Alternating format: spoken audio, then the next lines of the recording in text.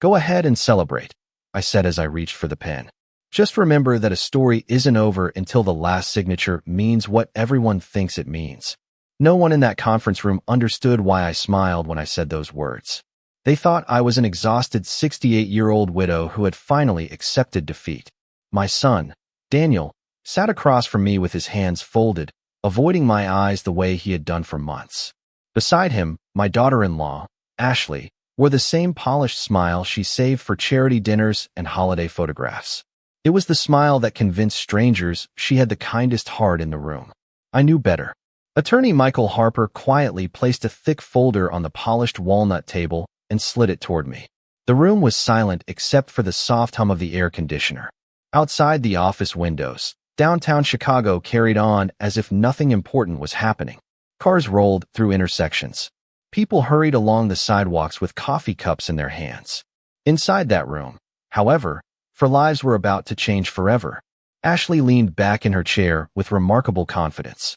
She believed every difficult conversation, every carefully chosen word, every uncomfortable family dinner had led to this moment. She probably imagined that by sunset she and Daniel would finally have everything they wanted. The family home, the investment accounts, the future they had already planned without asking whether I still had a place in it. Daniel finally cleared his throat. "Mom," he said softly, "this is the best way for everyone to move forward." Those words sounded rehearsed. They no longer sounded like my son. Years ago, Daniel would never have rushed me into a decision. Years ago, he would have asked if I had eaten breakfast or whether I was sleeping all right after losing his father. Now every sentence felt carefully measured, as though someone else had taught him what to say. I looked down at the fountain pen resting beside the documents. Richard had given me a pen just like it on our 25th wedding anniversary. He always believed that signatures carried responsibility, not just ink. Never sign anything until your heart is as certain as your mind, he used to tell me. I could almost hear his calm voice echoing through my memory. Michael watched me carefully, but said nothing. He knew something the others did not. That quiet knowledge rested behind his steady expression, while Ashley mistook his silence for agreement. She glanced at Daniel, and for the briefest moment they exchanged a look of relief. They believed the hardest part was already over. They believed grief had made me weak. They believed loneliness had made me easy to persuade. Most of all, they believed I had stopped paying attention. I gently picked up the pen, turning it between my fingers before placing it back on the table without removing the cap. Ashley's smile flickered for just a second before returning. "Is something wrong?" she asked with practiced concern. I looked directly into her eyes for the first time that morning. "No," I answered calmly. "I'm simply making sure I understand exactly how this story is supposed to end."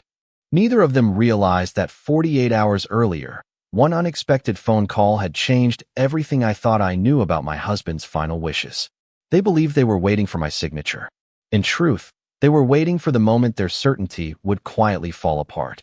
48 hours earlier, I had been standing alone in my kitchen watching the sunrise spill across the hardwood floor that Richard and I had installed with our own hands almost 30 years before.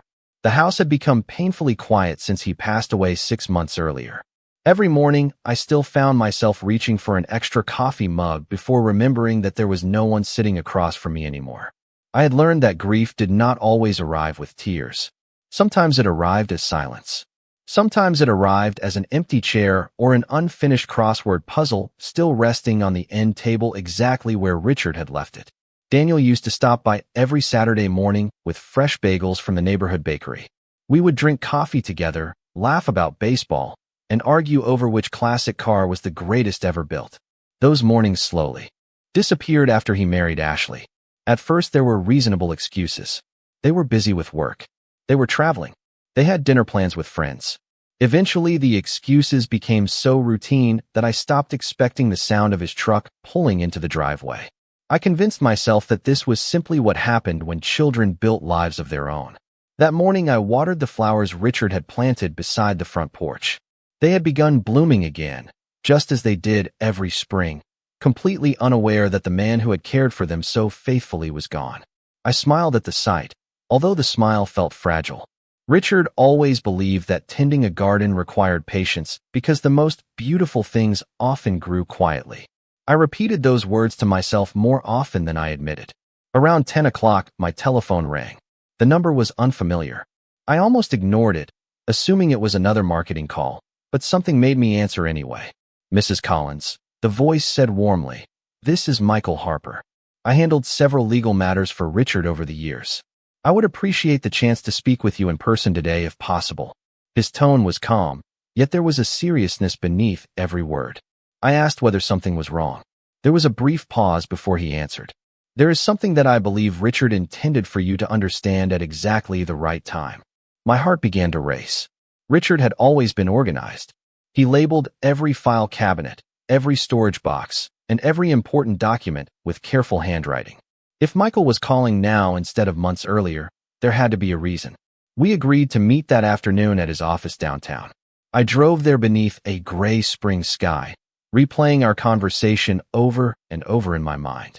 During the drive, I remembered little moments that had seemed ordinary when Richard was alive.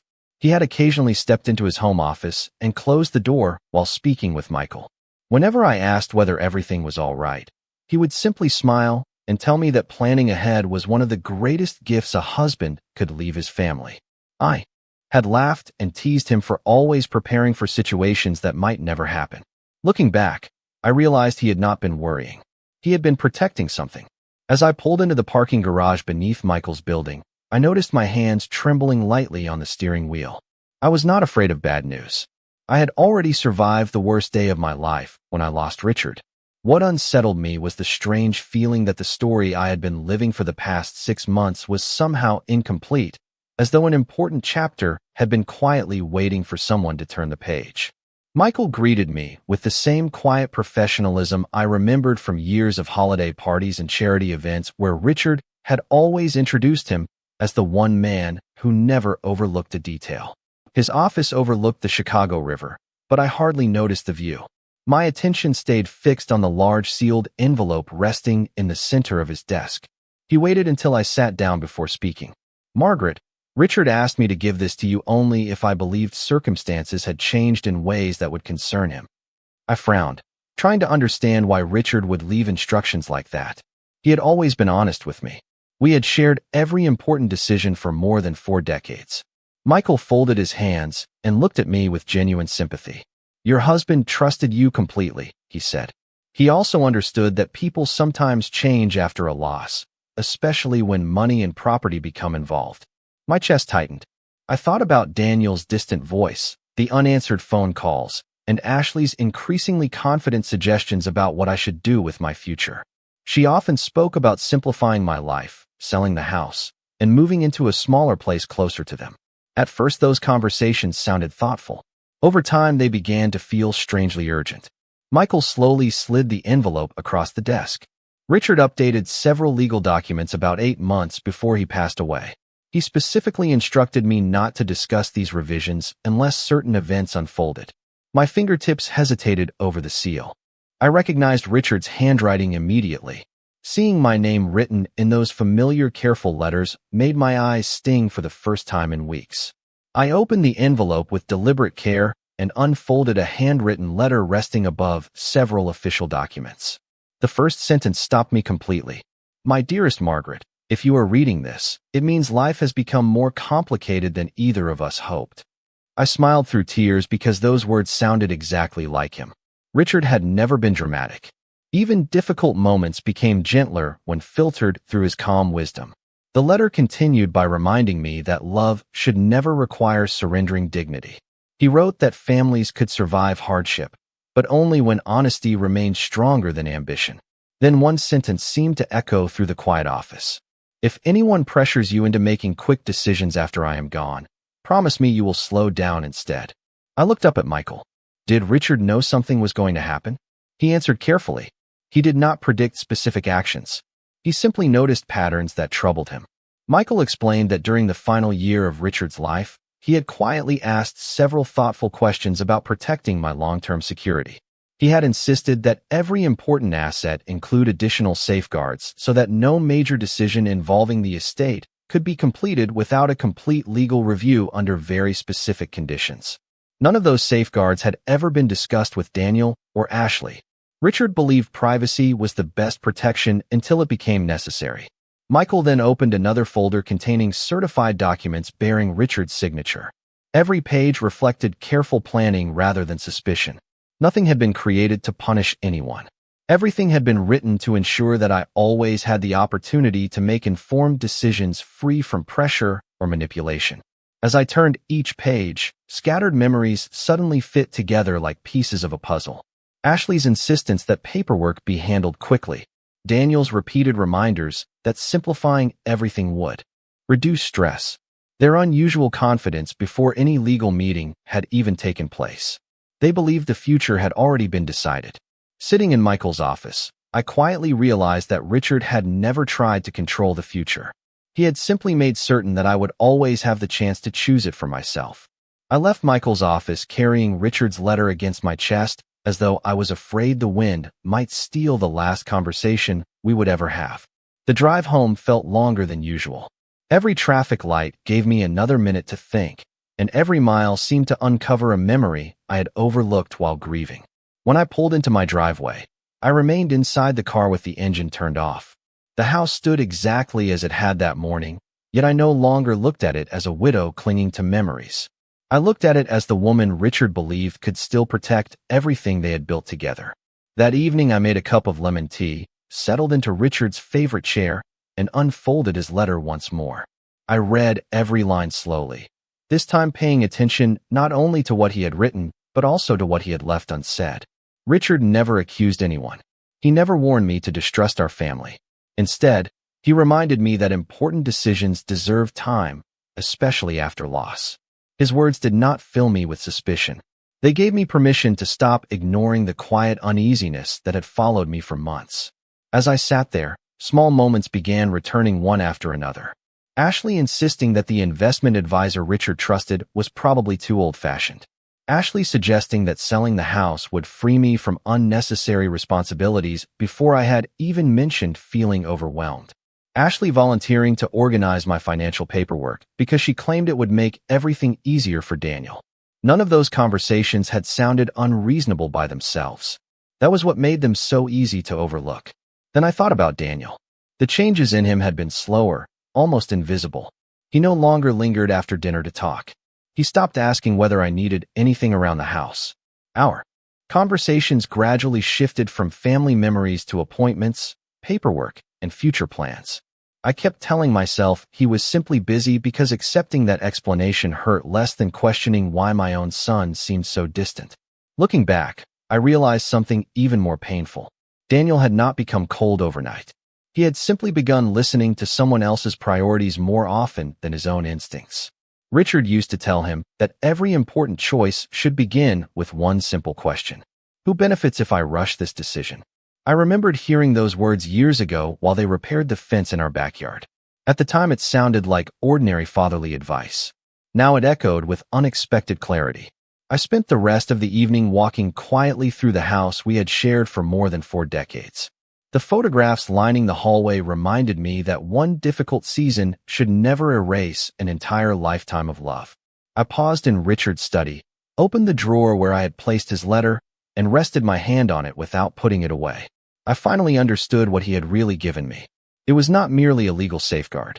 It was the confidence to slow down when everyone else seemed determined to hurry me forward. That night, I slept more peacefully than I had since Richard passed away. When morning arrived, I already knew what I needed to do. I would not confront anyone. I would not accuse Ashley. I would not argue with Daniel. I would simply listen, observe, and allow each person enough time to reveal what truly mattered to them. For the first time in months, I no longer felt like someone being carried toward a decision. I felt like someone quietly preparing to make one. The following morning, I woke with an unfamiliar sense of calm. Nothing around me had changed. Richard was still gone. The house was still quiet. The questions about the future were still waiting. Yet something inside me had shifted during the night. For months, I had reacted to every conversation with emotion because I was grieving. Now I decided to respond with patience instead. Richard had not spent months preparing legal protections so that I could rush into another difficult decision. If he had trusted me enough to protect our future, then I owed it to both of us to protect my own judgment. I made breakfast, watered the flowers along the front porch, and went about my day exactly as I always had. Shortly before noon, Daniel called. His voice sounded lighter than it had in weeks. "How are you feeling today, Mom?" he asked. "Much better," I answered truthfully. "I have had some time to think." I heard him exhale with quiet relief. He told me that Ashley had already spoken with Michael's office about confirming the meeting later that week. I found it interesting that the appointment seemed more important to them than it did to me. "That sounds fine," I replied. "I will be there." My answer was simple, but I could almost hear his confidence returning. After we ended the call, I sat beside the living room window and realized something important. The less I argued, the more everyone assumed I had accepted their plans. It was not because I was pretending to agree. It was because people often reveal their expectations when they believe the conversation is already over. That afternoon, Ashley stopped by carrying a homemade casserole and a warm smile.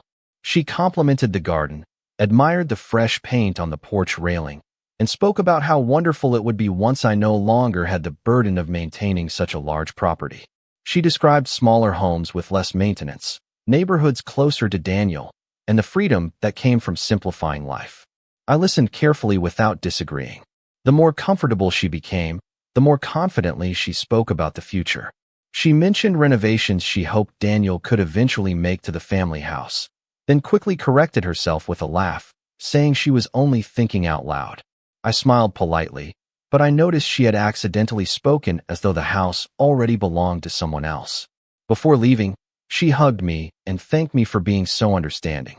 As I watched her drive away, I remembered something Richard often said after business meetings. When people stop trying to convince you, they usually believe they already have. That evening, Michael called to let me know that every document Richard had prepared was organized and ready if it became necessary. He reminded me once again that I was under no obligation to make any decision before I felt completely comfortable. His words were not instructions. They were reassurance. After we ended the call, I unlocked the drawer in Richard's desk and reread the final page of his letter. Then I folded it carefully, placed it back inside the envelope, and locked the drawer once more. I no longer felt the need to search for answers because I finally understood my role. I did not have to expose anyone. I did not have to win an argument. I only needed to allow the truth enough room to reveal itself. When I went to bed that night, I already knew what I would do at the meeting the next morning. Everyone else believed they were arriving to witness the final step of a process that had already been decided. I knew they were about to discover that the most important decision had not yet been made. The morning of the meeting arrived with clear skies and the kind of crisp spring air Richard always loved. I woke before my alarm, made a simple breakfast, and chose the navy blue suit I had worn to our granddaughter's graduation several years earlier. Richard used to say that confidence did not come from expensive clothes. It came from knowing exactly who you were before you walked into any room. As I fastened a small pearl necklace around my neck, I caught my reflection in the bedroom mirror. The woman looking back at me seemed different from the one who had stood there only a week before. I still missed my husband with every part of my heart, but grief no longer clouded my judgment.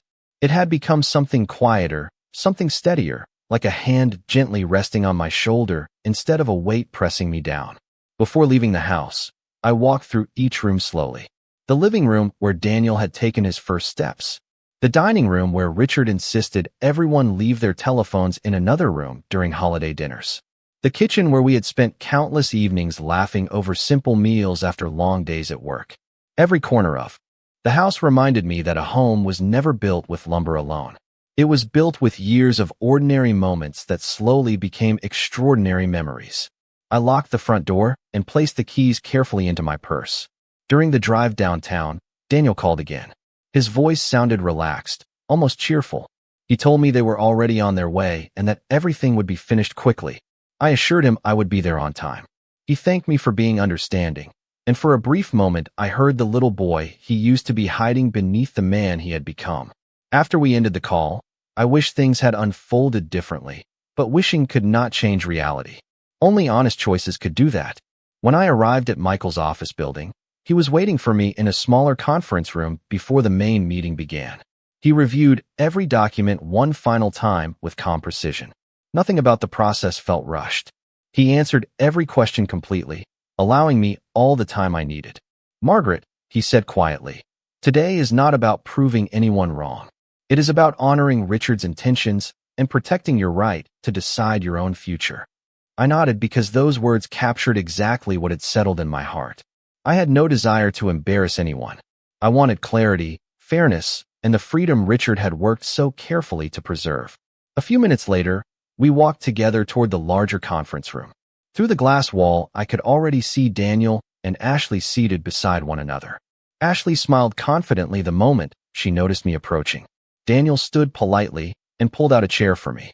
They greeted me warmly, speaking with a kindness that almost sounded rehearsed.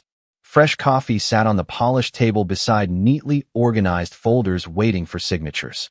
Everything looked orderly, predictable, and complete. Anyone walking past that room would have assumed the meeting was merely a formality. Only Michael and I understood that one folder resting quietly among the others contained documents no one else expected to see.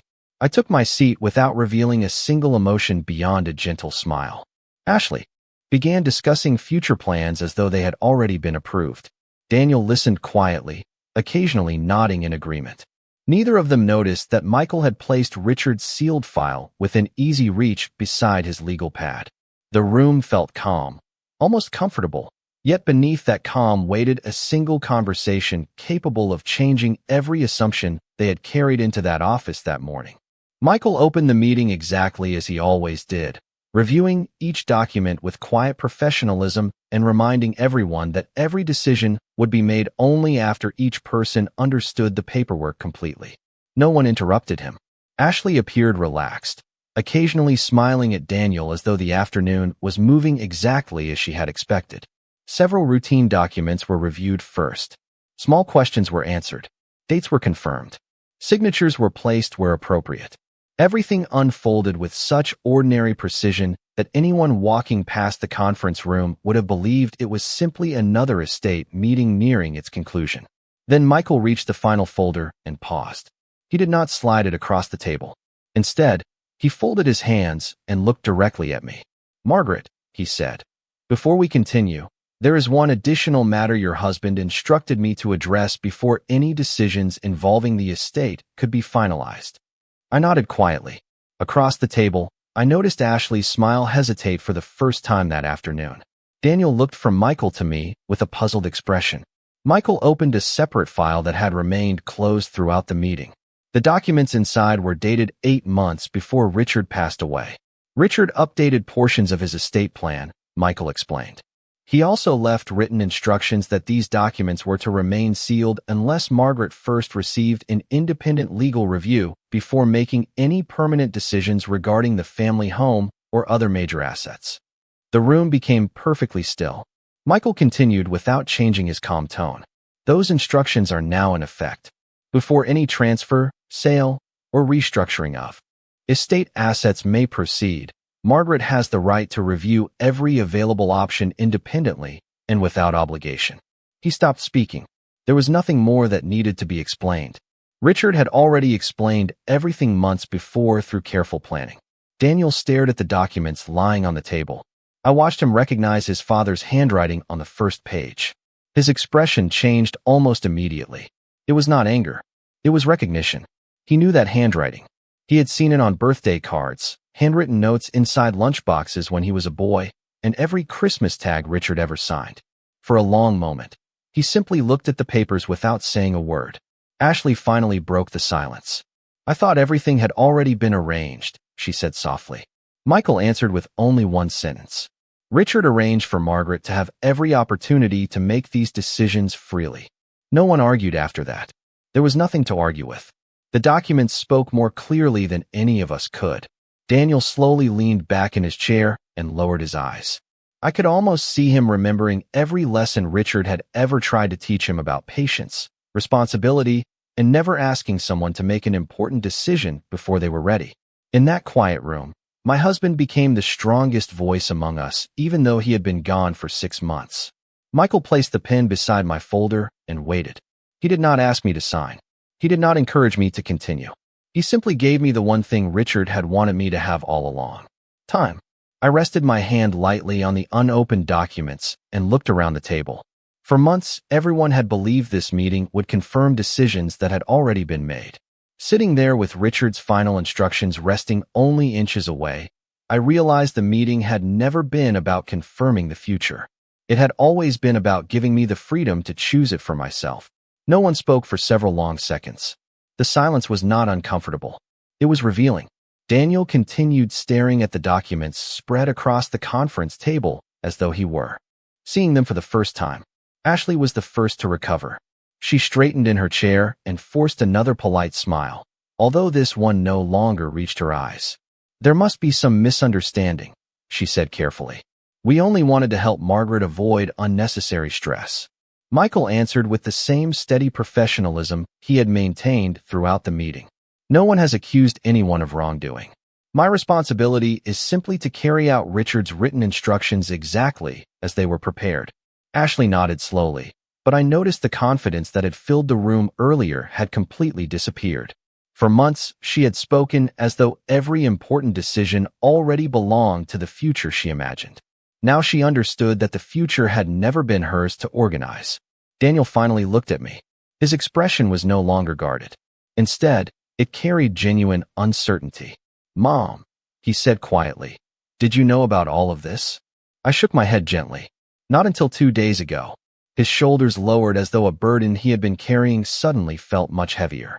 "Why did you not tell us?" he asked. I smiled softly. "Because I wanted to understand everything before making any decision. That is exactly what your father asked me to do." Those words seemed to reach him more deeply than anything else that had been said that afternoon. I watched memories pass across his face. Memories of Richard teaching him to repair a bicycle in the driveway, reminding him to read every contract before signing it, and explaining that patience often protected people from expensive mistakes. For the first time that day, Daniel appeared to recognize that his father's final lesson had not been about money. It had been about wisdom. Ashley folded her hands together. "So what happens now?" she asked. Michael turned toward me. "That depends entirely on Margaret." Every pair of eyes in the room shifted in my direction. I looked at the stack of papers waiting for signatures, and then slowly pushed them a few inches away. "I will not be signing anything today," I said calmly.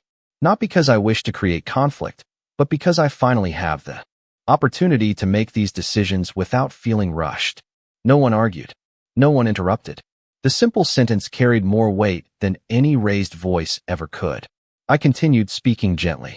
"This home represents 43 years of marriage, thousands of ordinary days, and a lifetime of memories. It deserves thoughtful consideration, not a hurried afternoon." Daniel lowered his head. "I understand," he whispered. I was not certain whether he truly understood everything, but I believed he was beginning to understand enough. Ashley remained quiet. There were no more carefully prepared explanations or cheerful suggestions about simplifying my future. The conversation had shifted beyond persuasion because the decision no longer depended on convincing me of anything. It depended only on my own judgment. Michael gathered the unsigned documents and placed them neatly back into their folders. "We can schedule another meeting whenever Margaret is ready," he said. I thanked him and carefully returned Richard's letter to my purse. As I stood to leave, I realized something remarkable had happened. Nothing dramatic had occurred. No one had raised a voice. There had been no celebration, no argument, and no humiliation. Yet everything had changed. The assumptions that had quietly guided every conversation during the previous months had dissolved, replaced by a simple truth that could no longer be ignored. I still had my voice. I still had my choice. And for the first time since losing Richard, everyone in that room finally understood that those two things had never belonged to anyone else. When I stepped out of Michael's office that afternoon, I did not feel victorious. I felt lighter. There is a difference. Victory usually means someone loses. What I carried with me was something far more valuable. I had reclaimed the right to make my own decisions. The spring air felt cooler than it had that morning, and for the first time in many months, I was no longer wondering what Richard would have wanted me to do. I already knew. He had trusted me to find my own answer. As I reached the sidewalk, I heard Daniel call my name. I turned and saw him walking toward me alone. His shoulders were slumped, and the confidence he had carried into the meeting had quietly disappeared. When he finally stood beside me, neither of us spoke for several seconds. "I am sorry, Mom," he said at last. "Not because of the documents. Because somewhere along the way, I stopped listening to you." I looked at my son and saw the little boy who used to run through our backyard with grass stains on his jeans, proudly showing Richard every school project he had finished. That boy had not disappeared. He had simply lost his way for a while. Your father always believed that people deserve the chance to correct a mistake, I said. The difficult part is recognizing that a mistake was made. Daniel nodded slowly. I think I understand that now. We drove back to my house together, speaking very little about lawyers or paperwork. Instead, we remembered Richard. We laughed about the family camping trip where he insisted he could cook breakfast over a campfire and somehow managed to burn every pancake except the last one. We remembered how he refused to leave a hardware store without talking to at least 3 strangers, and how every Christmas morning he insisted on making cinnamon rolls before anyone opened presents. Those memories reminded us that a family is held together by ordinary moments far more than legal documents. During the weeks that followed, I made every decision at my own pace. I kept the house because it still felt like home. I updated my own estate plan so that my wishes would always be clear. I met with Michael whenever I had questions, never because I was being rushed, but because I wanted to understand every choice before making it. Daniel began visiting again on Saturday mornings, just as he had years earlier. Sometimes we talked about practical matters. More often, we simply shared coffee on the front porch while watching the neighborhood wake up. Trust did not return all at once. Like Richard's garden, it needed time, patience, and steady care. Ashley also changed, although in a quieter way. She no longer offered opinions about my finances unless I asked. Our conversations became polite instead of personal. We were never as close as we once appeared to be, but we learned to respect boundaries that should have existed from the beginning. Oddly enough, that honesty brought more peace than pretending nothing had happened. One evening, as the sun settled behind the maple tree Richard and I planted decades earlier, I unfolded his final letter one last time. My eyes rested on the sentence that had carried me through every difficult day since Michael placed that envelope in my hands. The greatest inheritance I can leave you is not what we own. It is the confidence to trust your own judgment. I folded the letter carefully, slipped it back into its envelope, and smiled toward the garden where the flowers continued to bloom exactly as they did every spring. Richard had not changed the ending of my story. He had simply reminded me that the pen had always been in my hand. And once I understood that, no one else could ever write the next chapter for me. Thank you for listening and for being part of our community. If you enjoyed this story, please consider subscribing to our YouTube channel for more inspiring and thought-provoking stories.